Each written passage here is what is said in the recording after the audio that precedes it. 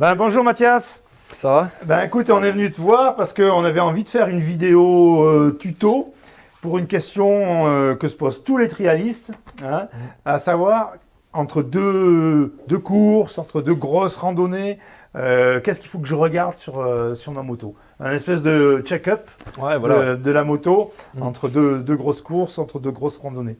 En fait, qu'on soit en trial pur, zone ou compète ou en randonnée, forcément la moto elle va démarrer, elle va respirer de la poussière.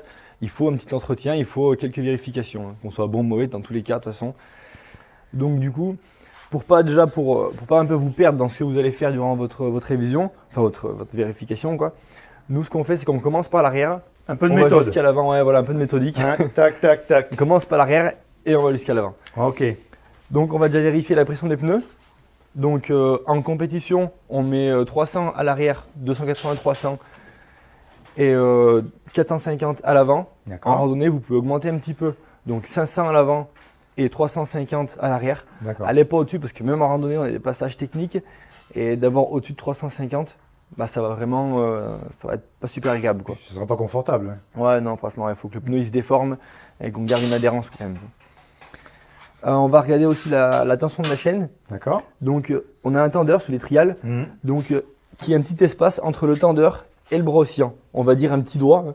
Un doigt entre le patin et le bras oscillant. Ok, d'accord. Tout dépend de la taille de la couronne. Forcément, si on a une petite couronne, il y aura un plus petit espace que si on a une grosse couronne. Sur les 125, des fois, on a une très grande couronne. Là, il va y avoir un plus gros espace. Il faut qu'on ait une petite tension en haut, que ça bouge le minimum. Trop tendu, c'est pas bon. Ça force sur le pignon de sortie de boîte quand on écrase l'amortisseur. On graisse la chaîne forcément. Bien sûr. Donc voilà, ça c'est à chaque sortie. C'est vraiment, il faut que la chaîne elle baigne dans la graisse. Voilà. De la bonne graisse, pas trop grasse, qui ne colle pas trop à la poussière. D'accord. Voilà. On reste sur la roue, on a bien sûr la tension des rayons, j'imagine. Non, ça bouge pas de contre elle. Ça bouge pas? D'accord.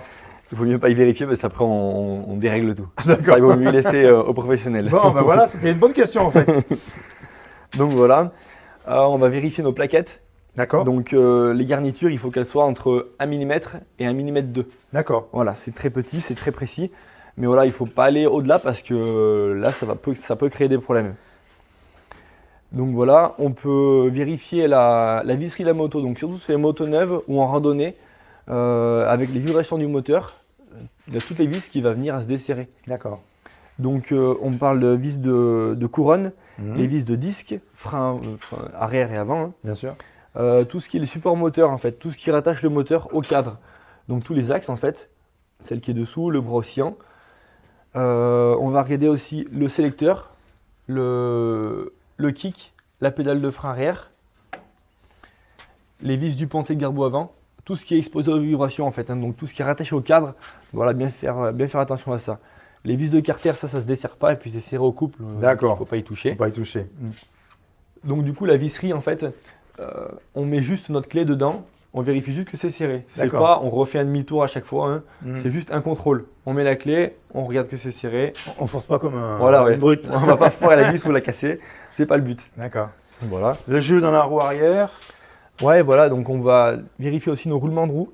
Donc ça, c'est s'il y a du jeu. Donc il faut d'abord poser la moto sur le lève-moto, que les roues soient en suspens. On prend la moto et on va juste soulager un petit peu la roue et la faire bouger. On voit que s'il y a un peu de jeu, c'est que les roulements de roue sont foutus et là, il faut les changer. D'accord. On peut la prendre aussi comme ça et vérifier qu'il y a un petit peu de jeu. Il ne faut pas confondre, il ne faut pas faire trop bouger parce qu'on ne peut pas se laisser avoir par le jeu du bras oscillant. Dans ce cas-là, c'est les jeux aux biellettes. D'accord. Là, il y a du roulement et de l'usure forcément. Et à la roue avant, donc pareil, on va juste soulager un petit peu la moto. Moi, ce que je fais, je prends la moto à la roue parce qu'en fait, on vérifie s'il y a du jeu et puis on fait tourner. Et en mettant notre main ici, on va sentir que les roulements grattent. Déjà même à l'oreille, on peut entendre que des roulements morts, ça va gratter un petit peu. Voilà. Alors, ce qui peut se passer aussi en compète ou en randonnée, c'est qu'on prend un petit coup en bas de la fourche et là, ça rentre le tube. Alors, sans vraiment le voir ni le ressentir. Donc, je vous invite à desserrer cette petite vis dessous et recentrer la fourche. Donc, on desserre et on met une petite tension sur la fourche juste pour qu'elle vienne où elle veut, c'est tout. On resserre bien après. On va regarder aussi le radiateur. Donc du coup, en fait, on va juste enlever le bouchon de radiateur et regarder le niveau d'eau. Donc tant qu'on voit l'eau, c'est bon. Si on commence à plus voir l'eau et qu'on rajoute l'équivalent d'un verre d'eau, c'est qu'il y a un souci. Voilà, si on rajoute un dé à coudre, c'est normal, hein, l'eau ça bouge tout le temps un petit peu, il n'y a pas de souci. Voilà, on va regarder avant de démarrer aussi, donc si on a bien la petite garde à l'embrayage et au frein, si on avait fait un tuto aussi, avant chaque démarrage, donc que ce soit au début de la journée et puis après chaque chute, il faut regarder qu'on ait la petite garde à la poignée de gaz et qu'elle revient bien. Voilà. Et pour ce qui est de l'entretien aussi, les vidanges, tu les fais tous les combien?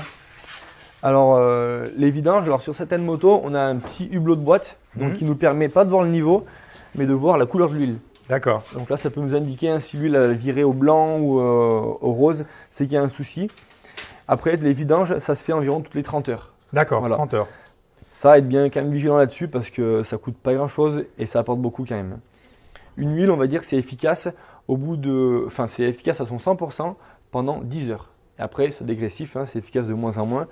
Donc voilà, au bout de 30 heures, c'est quand même bien différent. Et chaque modèle a sa quantité d'huile, donc ça, il faut se renseigner. Voilà, il faut se renseigner sur le manuel ou alors après vous nous appelez et puis D'accord. c'est avec plaisir qu'on vous répond. Donc avant de partir, forcément, on met un petit coup d'essence dedans. Au niveau du graissage dans l'essence, on met 1,5 si on fait de la rando, 1,2 si on fait de la zone. Voilà. N'en mettez pas trop parce que les trials, c'est des moteurs qui prennent pas beaucoup de tours, donc on crame pas toute l'huile. Et là, si on met au-dessus d'un 5, on va commencer vraiment à engorger toute la moto, quoi. On va regarder aussi nos tubes de fourche, s'il n'y a pas de gras, donc s'il n'y a pas de fuite au niveau des joints spi, quoi, hein. D'accord. Donc voilà, et après dans le sabot. Donc on va regarder qu'on n'ait pas de tache d'huile ou d'eau du radiateur hein, qui a coulé dans le sabot. Dans ce cas-là, on remonte la fuite jusqu'à un joint spi ou un joint qui a lâché, quoi. Pareil autour du carburateur, si on n'a pas d'essence ou voilà. D'accord. Nous, ce qu'on fait hein, pour savoir, des fois on a de l'huile, on ne sait pas ce que c'est, si c'est de l'huile du mélange ou si c'est de l'huile de la boîte. Donc on prend, on sent, si ça sent l'essence, forcément, c'est l'huile de l'essence. Donc c'est l'essence, c'est le carbu qui a coulé, l'essence qui s'est évaporée, il reste que l'huile de mélange. Donc voilà, déjà ça peut nous en dire un peu plus. Voilà. Voilà. On fait le tour. Dernière chose, c'est de démarrer la moto et puis d'écouter. Oui. Donc on démarre la moto bien avant après avoir vérifié la garde. Et là, il faut écouter s'il n'y a pas de bruit anormal. D'accord. On va faire tourner la moto pendant environ entre 3 et 5 minutes. Le ventilo doit se déclencher. D'accord. Donc il doit se déclencher, doit s'arrêter peu de temps après. Hein. Et puis voilà, bien savoir qu'il fait sa petite vie, quoi. Il s'arrête, il se déclenche. Très très important. Et après, c'est tout, on peut débuter notre randonnée. Et après, on peut repartir à l'assaut des zones ou voilà. ou pour une nouvelle randonnée. C'est ça. Bon voilà, c'était le check-up par Trial Club et Dervé Moto. À très bientôt. Salut, à bientôt.